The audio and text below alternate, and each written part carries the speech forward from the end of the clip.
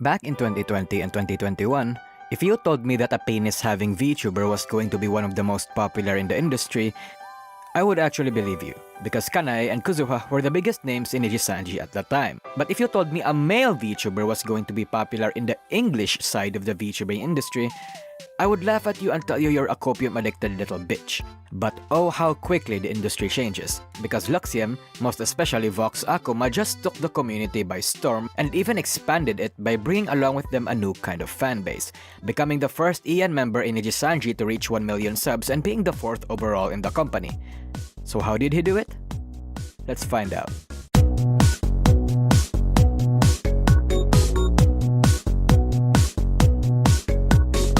So before we talk about why and how he got at the top of male VTubers, we need to talk about the absolute state of male VTubing before Luxiem came along. I made a video about this topic a couple months ago, at the earliest part of my YouTube career. Most of the points I talk about are kind of irrelevant and outdated now, but let's have a brief rundown as to why male VTubing in the English side of the industry was a career that never really had any attention. This video wasn't exactly my best work, however the main points that I provided were generally still true.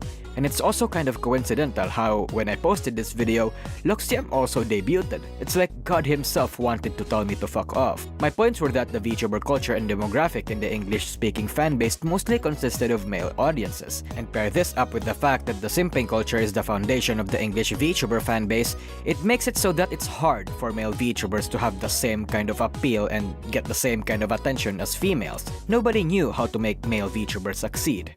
Nobody's cracked the code. There wasn't a demand for male VTubers yet. VTubing's advantages doesn't really benefit a man the same way it does for a woman. Now, I already addressed how Luxiem overcame this in my also very outdated and half-wrong Luxiem video that I made 5 months ago. Jesus, time flies in this industry really fast, huh? So yeah, again, too many things in that video are wrong. But to summarize again, they overcame this by 1. Not actually catering to the male demographic and carving their own audience by appealing to the females. Whether or not this is intentional isn't important, because I actually think this was just a massive but welcome accident on Nijisanji's part. What is important, however, is that that audience is what flocked to them regardless. Now, as with all VTuber debuts, someone's going to lead the charge. Someone's going to be at the spearhead of the group, and as much as I'd like to attempt breaking down Luxiem's success again, let's zone in on Vox for now. He's a very curious specimen as a VTuber, and mostly it's because he's one of the rarer and specific VTubers in the industry, which is why he got so popular in the first place. How is he rare and specific, you ask? Well, we all know a lot of sexual female VTubers who cater to people who seek fantasies with their VTubers, right? Fanservice VTubers, I guess, is a better term. For a long time, it's always been that women were the one giving fanservice. Nobody's really done the opposite. For a long time, simping culture in the VTubing community has always been tied to the female content creators, but it is crippled by the fact that half of the world population are unable to partake in them. Well, you know, except maybe bis and lesbians. So for simping culture that actually extends to females, that's an untapped market right there. Literally nobody's doing it. At least, not to such a degree. There may be male VTubers that's been doing it for some time now, but they've never really gotten any attention until Nijisanji and Luxiem stumbled upon them. Because they found it first, and in this level of scale, Vox and the rest of the boys have been able to monopolize on them. That's why they've been so massively successful, and why they get so much money, because there's literally no one else this demographic can spend on yet. Right now, Luxiem has no real competition. No one to thin out the spending of this demographic, and as a result, the fanbase does not cannibalize on each other. They're practically free of the oversaturation debuff that the VTuber fanbase have been suffering for quite some time now. That's precisely because the fanbase is new. And among this fanbase, Vox is the one they gravitate towards the most, because he's the one that embraces this newfound culture and goes fucking wild with it. While most male VTubers following Luxiem have been careful in setting up boundaries with this fanbase, always making sure to never go too deep into the abyss, Vox jumps butt naked into it. He founded an even deeper niche by sexualizing his own content to suit the fantasies of his fanbase. They're absolutely fucking ravenous, and he loves it. Despite the negative connotation that Coomer bait content has in the VTuber community, there's a reason why he's been topping the super chat rankings for entire months now. Vox is the only big VTuber that does this, and as a result, he gets to reap all of its rewards. However, while jumping in recklessly is respectable at the very least, it's not without its downsides.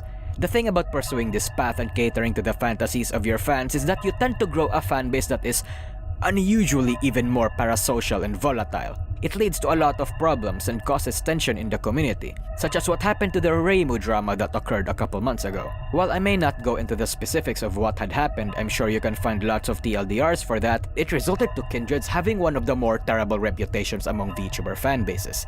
He tries to third-wrangle his own fanbase every now and then, however, whether it's working or not, the future can only say. But it comes with the territory of blowing up as a VTuber, and both founding a new fanbase that has absolutely no idea what VTubing culture is fully like. However, if Vox only did suggestive content, he wouldn't be as popular as he is now. No, Vox is genuinely skilled in a lot of ways. It's not just his voice that his fans like, but the way he can improv like a motherfucker. It's genuinely impressive. And what you know it, improv is literally half a VTuber's job as an entertainer. Which is why I think that this skill, paired up with the fact that he jibes with anyone around him, makes it so that Vox is always a welcome treat for any collabs. The guy's genuinely entertaining. Suggestive content would have only gotten him so far if he wasn't.